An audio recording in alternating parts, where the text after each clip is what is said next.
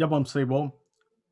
நல்ல ஆண்டவரே, இந்த ஆண்டினுடைய முதல் ஆராதனையிலே நீர் எங்களோடு கூட பேசும்படியாக நாங்கள் பிரார்த்தனை செய்கிறோம். உம்முடைய வார்த்தைகள் சத்தியம், நீர் சத்தியமுள்ளவர்.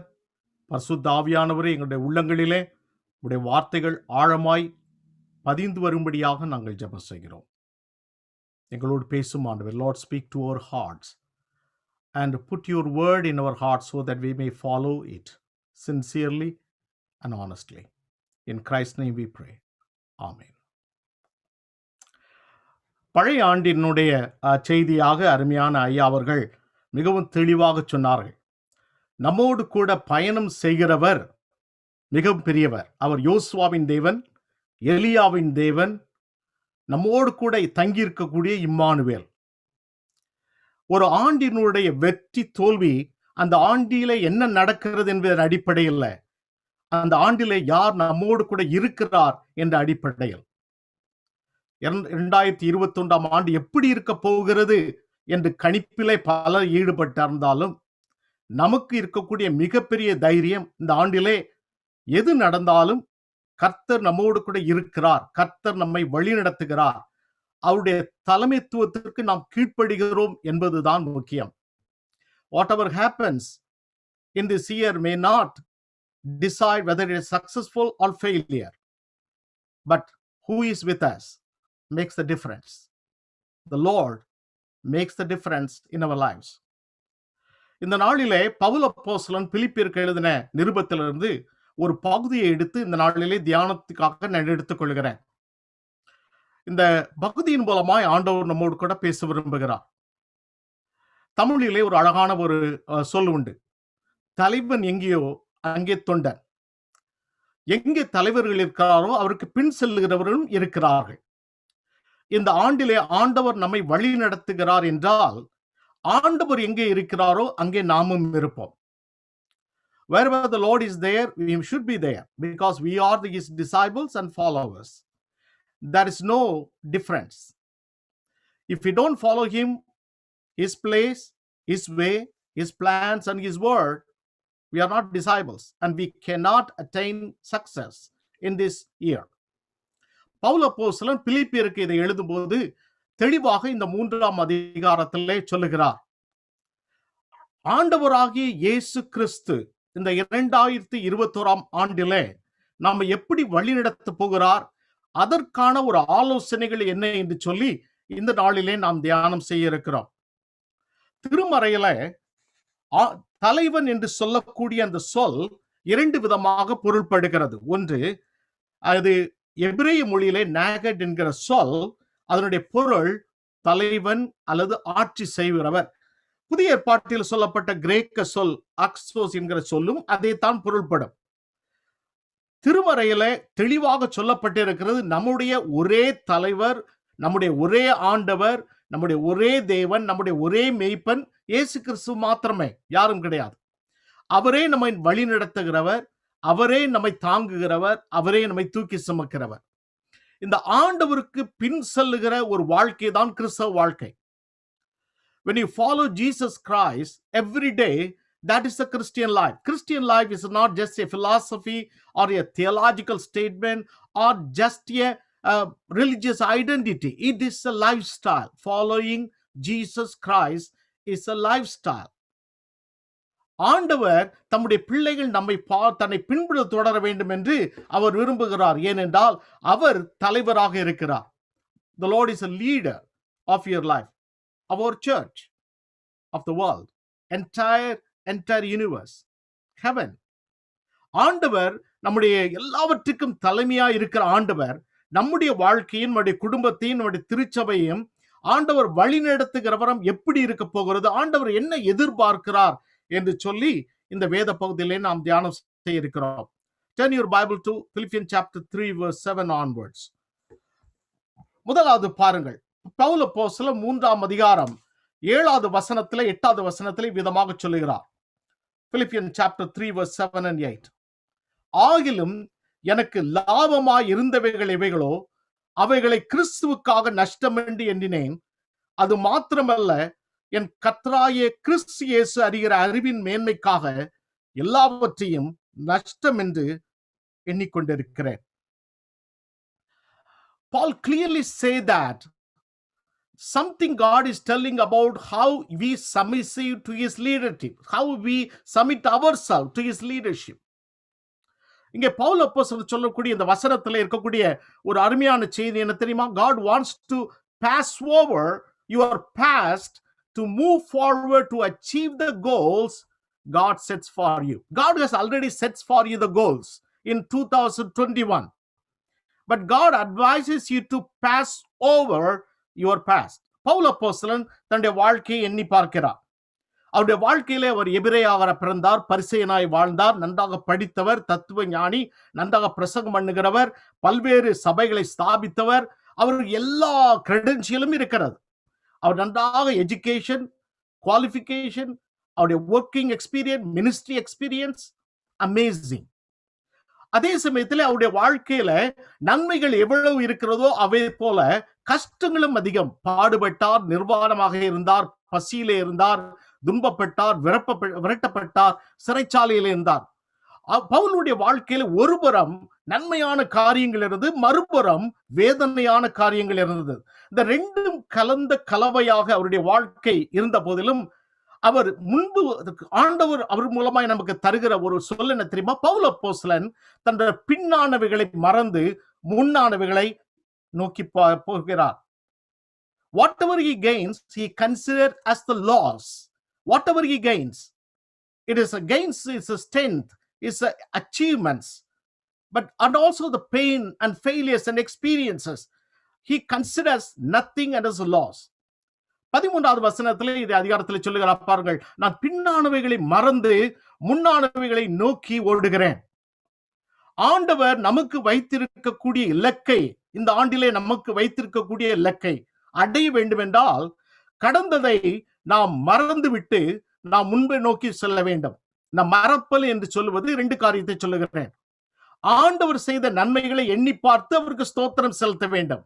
ஆனால் நம்முடைய தோல்விகளையும் வேதனைகளையும் பாவங்களையும் நாம் மறந்து கர்த்தர் நமக்கு காட்டுகிற வழியிலே நாம் செல்ல வேண்டும்.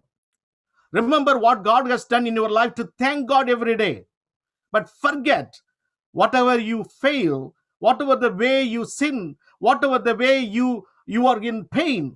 Forget that, because God forgets everything, forgives everything, and he throws out everything. God is amazing to deal with your past.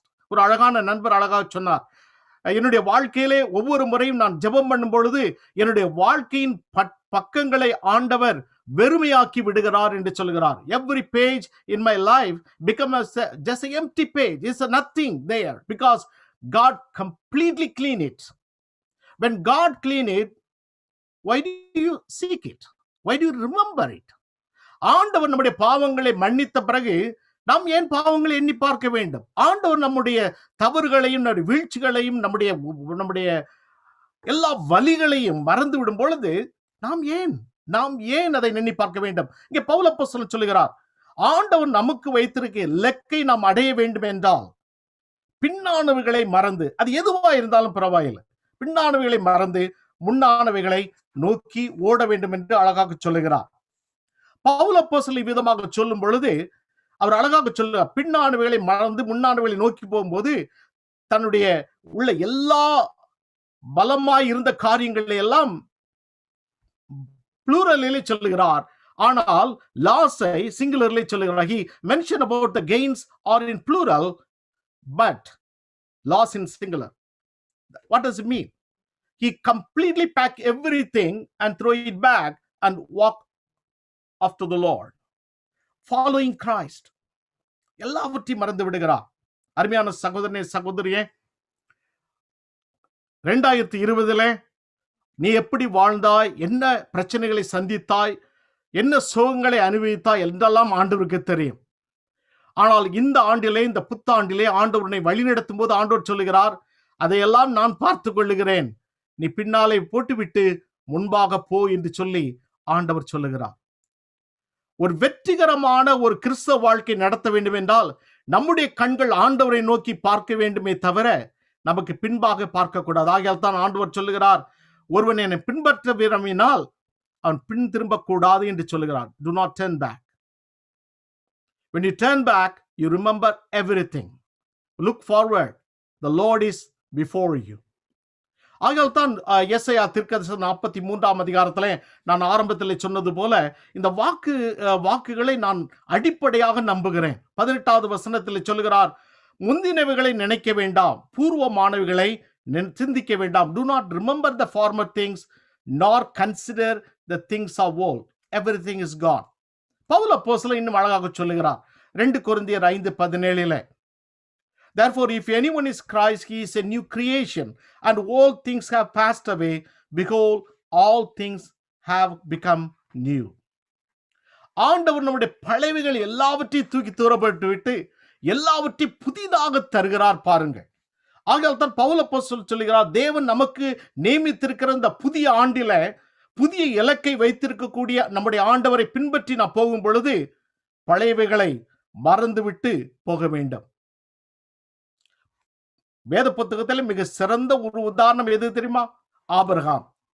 ஆபிரகாமை தேவன் அழைத்த பொழுது ஆதியாகமம் 12ஆம் அதிகாரம் முதல் 3 வசனங்களை நீங்கள் வாசித்த பொழுது ஆண்டவர் அவரை பார்த்து நேரடியாக இப்படி சொல்லவில்லை, நான் உன்னை ஆசீர்வதிப்பேன், உன்னை பெரிய ஜாதியாக்குவேன், உன் சந்ததியெல்லாம் ஆசீர்வதிக்கப்படும் என்று சொல்லி நேரடியாக சொல்லவில்லை. முதலாவது என்ன சொன்னான் என்றால், நீ உன் தேசத்தையும் உன் இனத்தையும் உன் தகப்பனுடைய வீட்டையும் விட்டு புறப்பட்டு நான் உனக்கு காண்பிக்கும் தேசத்துக்கு போ என்று சொல்லுகிறார். 2வது 3வது வசனங்களை முதலாவது சொல்லவில்லை. முதலாவது வசனத்தில் சொல்லுகிறார், எல்லாவற்றையும் விட்டு விட்டு புறப்பட்டு போ என்று சொல்லுகிறார். ஆண்டவர் இதில் சொல்வதனுடைய நோக்கம் என்ன தெரியுமா? பின்னானவைகளினாலே ஆபிரகாம் ஒரு நாளும் பெரிய ஜாதியாக முடியாது. பின்னானவைகளினாலே ஆபிரகாம் ஒரு நாளும் ஐஸ்வர்யனாக முடியாது. பின்னானவைகளினாலே ஆபிரகாம் ஒரு நாள் ஆசீர்வதிக்கப்பட முடியாது. ஆகையால் ஆண்டவர் சொல்லுகிறார், எல்லாவற்றையும் விட்டு விட்டு என் பின்னே வா என்று சொல்லி ஆண்டவர் சொல்லுகிறார். அவர் கீழ்ப்படிந்தார். நம்முடைய விசுவாசத்தின் தகப்பன் கீழ்ப்படிந்தார். Abraham, the father of faith, believed his words. He left everything behind and followed the Lord to the promised land. If you want to conquer this particular year 2021 and beyond, what God has set for you, God has already set goals for you. In order to achieve that promises, you got to remember that. You have to pass over all the past and move forward to Jesus. I was reading a article material about Sparky Anderson, manager of the Major League Baseball. One day a newspaper in-person interviewed him and he asked him about his life failures. So Sparky told the reporter this. I would like to read exactly the words he told to the reporter. I have got my faults, but living in the past is not one of them. There is no future in it. என்ன அழகான ஒரு வார்த்தை பாருங்கள். There is no future in the past. ஆண்டவர் அதைத்தானே சொல்லுகிறார். பின்னானவைகளை எல்லாம் மறந்துவிட்டு தேவன் உனக்கு வைத்திருக்கிற லக்கை அடையும்படி நீ முன்னானவைகளை நாடி போட வேண்டும் என்று சொல்லி ஆண்டவர் சொல்லலாம். பின்னானவைகளை மறக்க வேண்டும், பின்னானவை தூக்கி எறிய வேண்டும். பிரியமானவர்களை, இது கடினமான காரியம். நான் எளிமையாக சொல்லிவிடலாம். ஆண்டவர் நமக்கு பலன் தருகிறார், கிருபையை தருகிறார், பலன் தருகிறார். நாம் பாவத்திலே விழுந்திருந்தால் ஆண்டவர் நம்மை மன்னிக்கிறார். மீண்டும் பாவம் செய்யாதபடிக்கு ஆண்டவர் பலன் தருகிறார். நாம் பாடுபட்டிருந்தால் ஆண்டவர் பலன் தருகிறார். அந்த பாடுகளை நாம் எப்படி சமாளிக்க வேண்டும் என்கிற பலன் தருகிறார். இந்த பலன் தருகிற ஆண்டவர் நமக்கு முன்பாக சென்று கொண்டிருக்கும் போது அவரையே நோக்கி பார்ப்போம், பின்னானவைகளே அல்ல. பவுல் அப்போஸ்தலன் அதான் சொல்லுகிறார். தேவன் உனக்கு வைத்திருக்கக்கூடிய ஆசீர்வாதத்தின் கதவுகளை நீ அடைய வேண்டும் என்றால், ஆசீர்வாதத்தின் இலக்குகளை அடைய வேண்டும் என்றால், ஆண்டவர் உனக்கு சொல்லக்கூடிய வார்த்தை, பின்னானவைகளை மறந்துவிட்டு முன்னானவைகளை நாடிப்போ. If you want to conquer, if you want to achieve God's goals He set for you this year, leave all behind whatever caused you to stumble, whatever caused you to stop, but move forward toward Jesus. இரண்டாவதாக இந்த வேத பகுதியில் பவுல் அப்போஸ்தலன் நமக்கு கற்றுக் கொடுக்கக்கூடிய மற்றொரு ஆலோசனை என்ன தெரியுமா? முதலாவது பின்னானவர்களை மறந்துவிட வேண்டும். இரண்டாவது அவர் சொல்லுகிறார், ஆண்டவர் உனக்கு வைத்திருக்கக்கூடிய இந்த இலக்கினை அடைவதற்காக நீ விசுவாசத்தினாலே வாழும் வாழ்க்கையில வளர வேண்டும் என்று சொல்லுகிறார். நமக்கு என்று நாம நன்றாக தெரியும், விசுவாசத்தினாலே நீதிமான் பிழைப்பான் என்பது பவுல் அப்போஸ்தலனுடைய தாரக மந்திரம். பவுல் அப்போஸ்தலனுடைய ஆணித்தரமான ஒரு விசுவாசம். Learn to live by faith.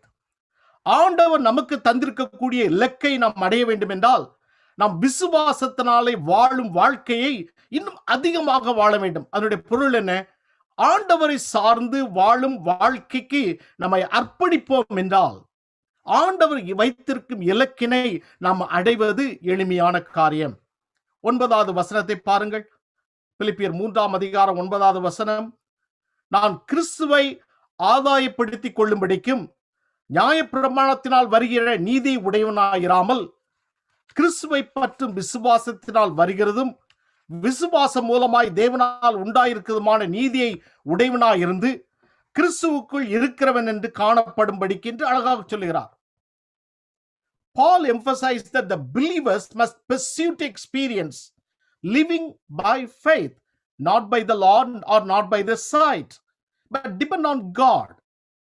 When you depend on God, trust God and live by faith, then you can move forward and you can achieve the goal God has set for you in this year. எபிரேயர் 11ஆம் அதிகாரம் 6வது வசனத்திலே அழகாக வேத வசனம் சொல்லுகிறது, விசுவாசம் இல்லாமல் தேவனுக்கு பிரியமாயிருப்பது கூடாத காரியம்.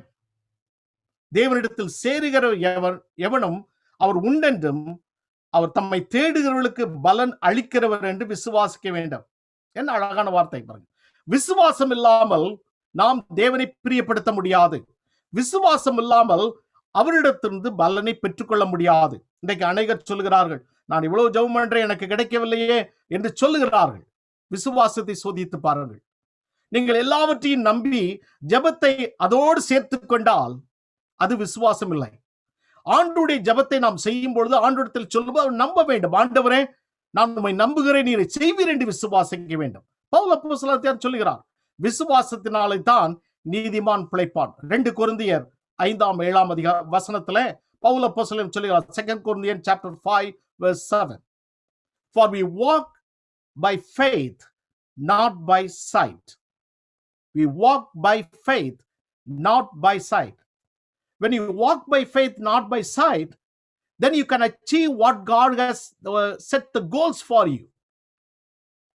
இந்த ஆண்டிலே ஆண்டவர் நமக்கு தருகிற ஆசீர்வாதங்களையும் இலக்குகளையும் அடைவதற்கு ஆண்டவர் நம்மிடத்தில் எதிர்பார்ப்பது விசுவாசத்தினாலே வாழும் வாழ்க்கை.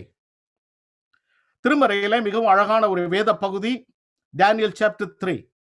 3 men of faith in the Bible live by faith.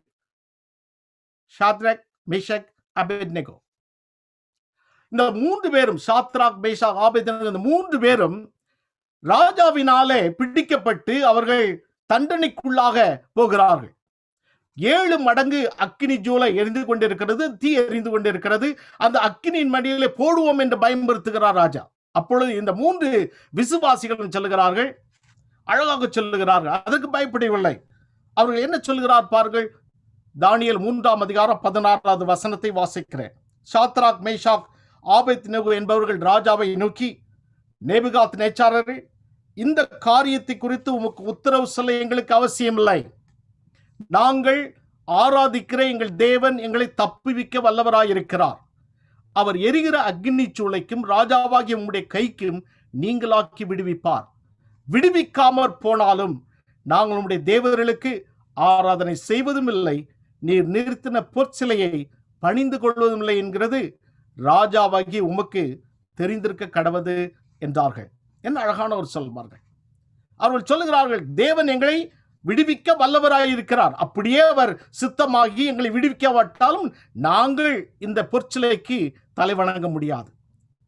என்ன ஆணித்தரமான ஒரு விசுவாசம் பாருங்கள். கர்த்தர் எங்களோடு கூட இருக்கிறார் என்ற அந்த ஆணித்தரமான விசுவாசத்தினாலே அவர்கள் தீக்குள்ளாக செல்லும் பொழுது கூட, அந்த அக்கினி சூளைக்குள்ளே போகும்போது கூட ஆண்டவர் பிரசனம் அவர்களை சந்திக்கிறது அல்லவா? விசுவாசத்தினாலே நீதிமான் பிழைப்பான் என்று எழுதியிருக்கிறபடி யார் யாரெல்லாம் நாம் விசுவாசத்தோடு ஆண்டவருடைய சமூகத்தில் ஜெபித்து அதற்காக வாழுகிறோமோ அப்பொழுதே நான் பிழைப்போம். அருமையான சகோதரனே, சகோதரியே, நம்முடைய திருச்சபை மிகவும் சிறிதான திருச்சபை. நம்முடைய திருச்சபைக்கு ஒரு 250 குடும்பங்களை ஆண்டவர் ரட்சித்து கொண்டு வர வேண்டும் என்று சொல்லி நாம் விசுவாசத்தோடு ஜெபித்துக் கொண்டிருக்கிறோம். இதுதான் நம்முடைய வாழ்க்கை. நாம் பார்க்கவில்லை, அவர் யார் என்று தெரியாது, இது நடக்குமோ நடக்காதோ என்று தெரியாது. பலருக்கு இது ஒரு இயற்கைக்கு மாறாட்ட நம்முடைய இயல்புக்கு தாண்டிய ஒரு ஆசை என்று கூட சொல்வார்கள். ஆனால் 250 குடும்பங்களை ஆண்டவருக்காக ஆதாயம் பண்ண வேண்டும் என்ற விசுவாசத்தை நாம் யார் மேலும் வைக்கவில்லை. போதகர் மீது வைக்கவில்லை, யார் மேலும் வைக்கவில்லை, எந்த முறைகளிலும் வைக்கவில்லை. We are not going to put our trust on anyone, minister or ministries or anyone, but we put our trust in God for our church. God will build our church. That is our faith. We live by faith. Do you know that the acid test of gold, to test a metal whether it is gold or not, is called an acid test. If the item that is supposed to be gold is rubbed on a black stone, leaving a mark behind, if it is resistant to the corrosive effects of acid, then it's gold. If the mark is washed away by the acid, then the metal is not real gold. If it is remain unchanged, the genuine nature of gold is proven. Our life is a gold. The faith life is gold. Live by faith is a gold. If we don't show that gold in our daily life, we no longer the believer. God say that, trust me, live by faith. Live by faith more and more. That will give you the focus on the goals God has set for you. பின்னானவைகளை நீ மறந்து விட்டு சொன்ன பவுல் இப்பொழுது சொல்லுகிறார், விசுவாசத்தினாலே வாழும் வாழ்க்கையிலே வளருங்கள் என்று சொல்லி அழகாக கற்றுக் கொடுக்கிறார். தொடர்ந்து பார்ப்போம். இதே வசனத்திலே மற்றொரு ஆலோசனையை பவுல் அப்போஸ்தலன் சொல்லுகிறார் பாருங்கள். 10-11 வசனத்துல, Philippians chapter 3 verse 10, இப்படி நான் அவரையும் அவருடைய உயிர்த்தெழுதலின் வல்லமையும் அவருடைய பாடுகளின் ஐக்கியத்தையும் அறிகிறதற்கும் அவருடைய மரணத்திற்கொப்பான மரணத்திற்குள்ளாகி எப்படியாயின் நான் மரித்தோரிலிருந்து உயிரோடு எழும்பதற்கு தகுதியாகும்படிக்கும் அவருக்காக எல்லாவற்றையும் நஷ்டமென்று விட்டேன், குப்பையுமாக எண்ணுகிறேன். In these verses, Paul is telling us clearly that God wants to pursue to know Jesus Christ more and more, to move forward, to achieve the goals God has set for you in this year. Knowing Christ through God's word. Knowing Christ. There are difference between knowing about Christ and knowing Christ. உதாரணத்துக்கு சொல்லுகிறேன். என்னுடைய மனைவியை நான் திருமணம் பண்ணுவதற்கு முன்பாக என் மனைவியை பற்றி ஏராளமான செய்திகளை அவருடைய குடும்பத்தார் என்னுடைய குடும்பத்தாருக்கு சொல்லி இருக்கிறார்கள். அப்பொழுது என்னுடைய மனைவியை பற்றி நான் கேள்விப்பட்டிருக்கிறேன். I knew about my wife. Once I married, I know her. Knowing Christ is different from knowing about Christ. A lot of people know about Christ, but knowing Christ is come from relationship with Christ. Relationship with his word.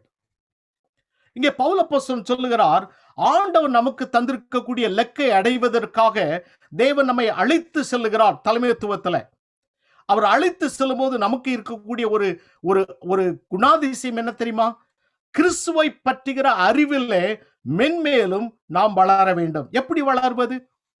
நமக்கு இருக்கக்கூடிய மிகப்பெரிய பொக்கிஷம், அருமையான ஐயா அவர்கள் இந்த பழைய ஆராதனையில் சொன்னார்களே, வேத புத்தகம்.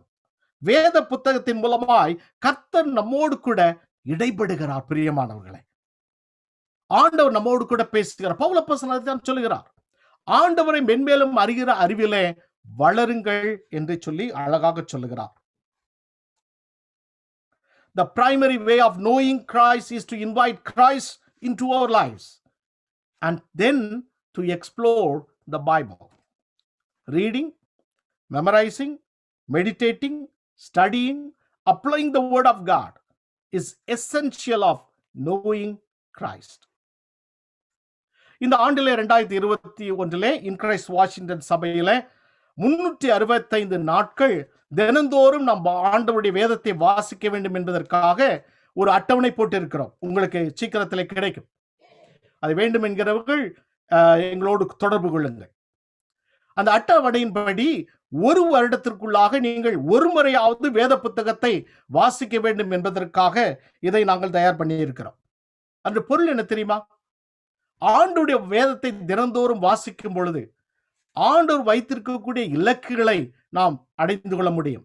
அதைத்தான் பவுல் அப்போஸ்தலன் எபேசியர் எழுதின நிருபம் 1:17 சொல்லுவார். Ephesians chapter 1:17, Paul pray for the believers in Ephesus to have this knowledge of Christ and grow in it.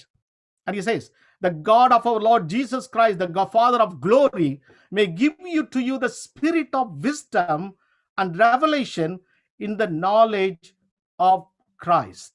In the knowledge of Christ. ஆண்டவருடைய வேத புத்தகம் தாவீது ராஜா சொல்வது போல, உம் வசனம் என் கால்களுக்கு தீபமும் என் பாதைக்கு வெளிச்சமுமாய் இருக்கிறது.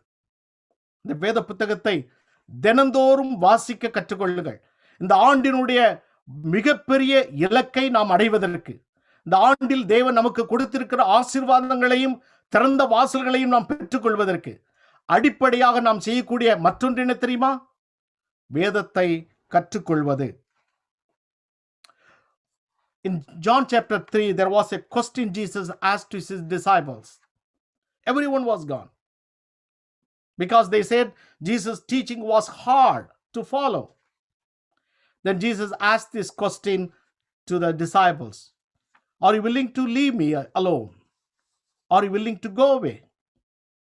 அந்த சமயத்தில் சீமோன் பேதுரு சொன்ன வார்த்தை, யோவான் 6:68 அவர் சொல்கிறார், ஆண்டவரே, யாரிடத்தில் போவோம்? நித்திய ஜீவ வசனங்கள் உம்மிடத்திலே உண்டே. அருமையான சகோதரனே, சகோதரியே, இந்த ஆண்டிலே தேவன் நமக்கு வைத்திருக்கிற இலக்கையும் ஆசீர்வாதங்களையும் வழிநடத்தலையும் நாம் தொடர்ந்து பின்பற்ற வேண்டும் என்றால், பின்னானவைகளை மறந்து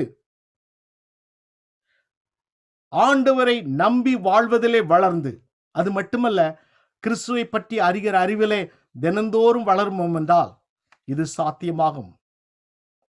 I'd like to tell you, many people misunderstand the Bible. One day, Gypsy Smith, the very famous godly man, told of a man who said he had received no inspiration from the Bible, although he had gone through it several times. The man said that I had tried many times to go through different chapters, different verses in the Bible. Nothing is working. So Gypsy Smith said, let it go through you once. You go through, but let it go through you once. Then you will tell a different story. அநேகருக்கு நாம் பார்த்திருக்கிறோம், நாம் வேதத்தை வாசிக்கும் பொழுது வேதம் நம்மை வாசிப்பதற்கு இடம் கொடுக்கவில்லை. We will read the Bible, but never allow the Bible to read us. We will go through the Bible, but we never allow it to go through us. When it goes through us, we will tell a different story. அருமையான சகோதரனே, சகோதரியே, இந்த நாளிலே ஆண்டவர் உன்னை அர்ப்பணிப்புக்கு என்று அழைக்கிறார். கடைசியாக இந்த வேத பகுதியிலே பவுல் அப்போஸ்தலன் நமக்கு சொல்லுகிற அருமையான ஒரு ஆலோசனை இது. 12வது வசனம் முதல் 14வது வசனம் வரை. Philippians chapter 3 verse 12 to 14. நான் அடைந்தாயிற்று அல்லது முற்றிலும் தேறினவானேன் என்று சொன்னாமல், கிறிஸ்து இயேசுவினால் நான் எதற்கு பிடிக்கப்பட்டேனோ அதை நான் பிடித்துக் கொள்ளும்படி ஆசையாய் தொடருகிறேன். சகோதரரே, அதை பிடித்துக் கொண்டேன் என்று நான் எண்ணுகிறதில்லை. ஒன்று செய்கிறேன், பின்னானவைகளை மறந்து முன்னானவைகளை நாடி கிறிஸ்து இயேசுவுக்குள் தேவன் அழைத்த பரம அழைப்பின் பந்தய பொருளுக்காக லக்கை நோக்கி தொடருகிறேன். leave everything behind, pass over everything in the past, then learn to live by faith, know Christ more and more. And then finally Paul say that to pursue the goal of God in your life. God wants to pursue his call more and more in order to move forward to achieve the goals God sets for you. Pursue the call of God. The call of God is very important thing.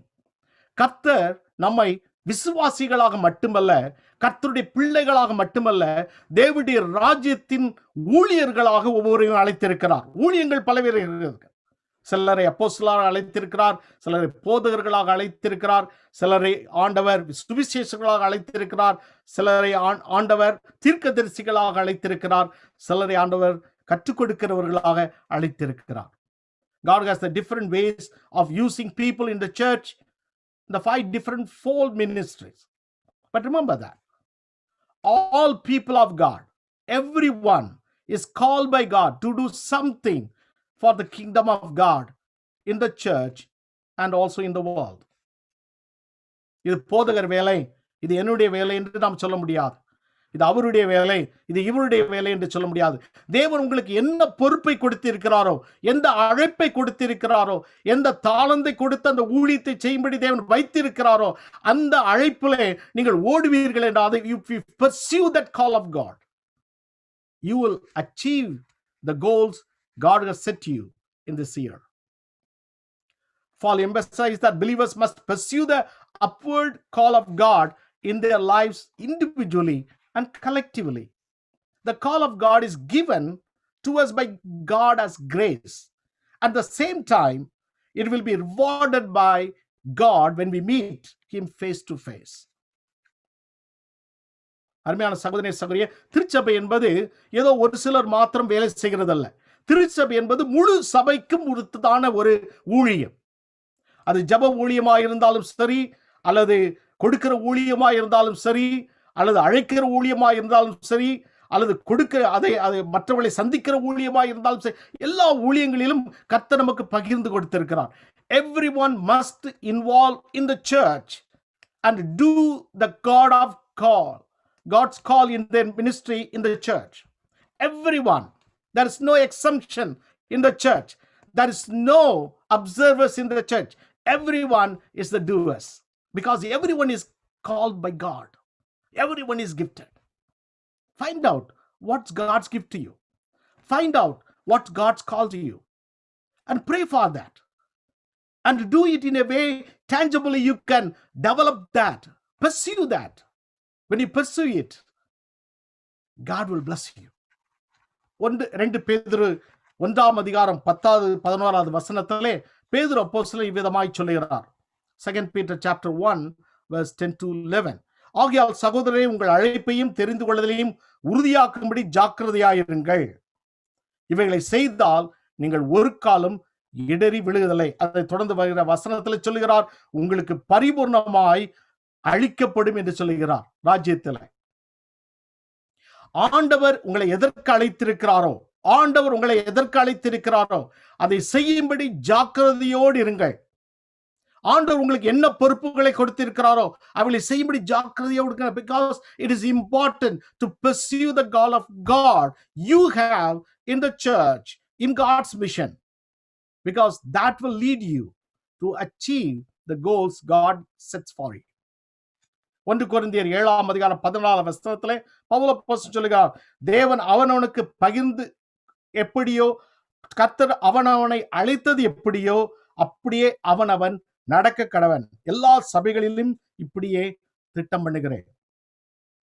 Whatever the gifts you have, whatever the ministries you have, whatever you can do for God in the church, put your shoulders, put your hands, because this is God's church and God wants to involve it. In order to achieve the goals God set for you in this year, you got to pursue it. 4 காரியங்களை குறித்து பவுல் அப்போஸ்தலன் சொல்லுகிறார்கள்.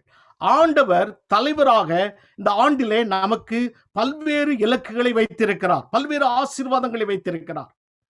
அதை அடைவதற்கு 4 ஆலோசனை சொல்லி, பின்னானவளை மறந்துவிடு, விசுவாசத்தினாலே வாழ், இயேசு கிறிஸ்துவை மேலும் மேலும் அறிந்து கொள்ளும்படி வேதத்தை வாசி, மட்டுமல்ல உன்னுடைய அழைப்பின்படியும் கர்த்தர் உனக்கு கொடுத்த அழைப்பை ஜாக்கிரதையாய் செய்.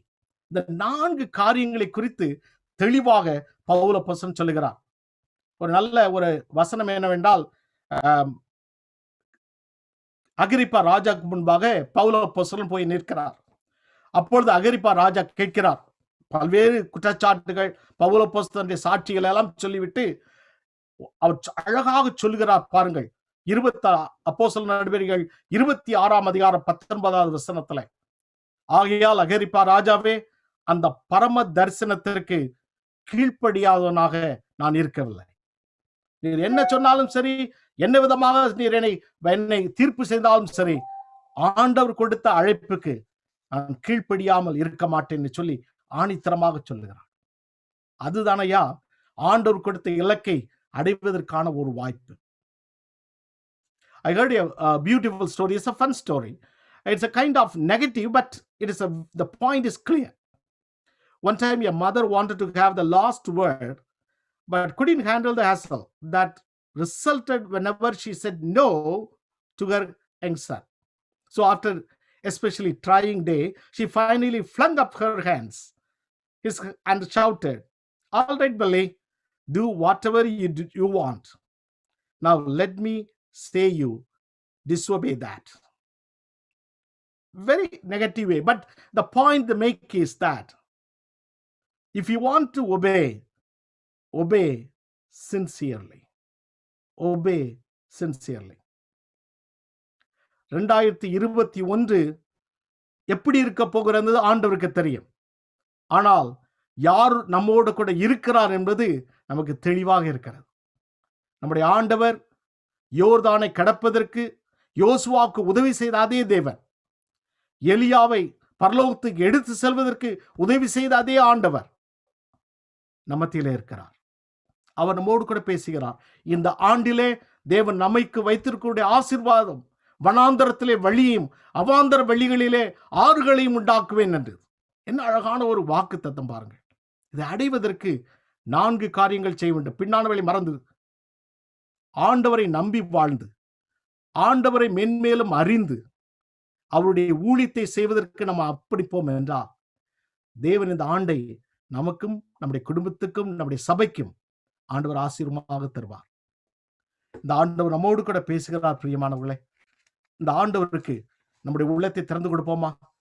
ஆண்டவரே, என்னை ஆசீர்வதியும், இந்த 4 ஆலோசனைகளையும் இந்த ஆண்டிலே நான் செய்வதற்கு எனக்கு கிருபை தாரும் என்று சொல்லி தலைகளை தாழ்த்தி நாம் ஜெபம் செய்வோம்.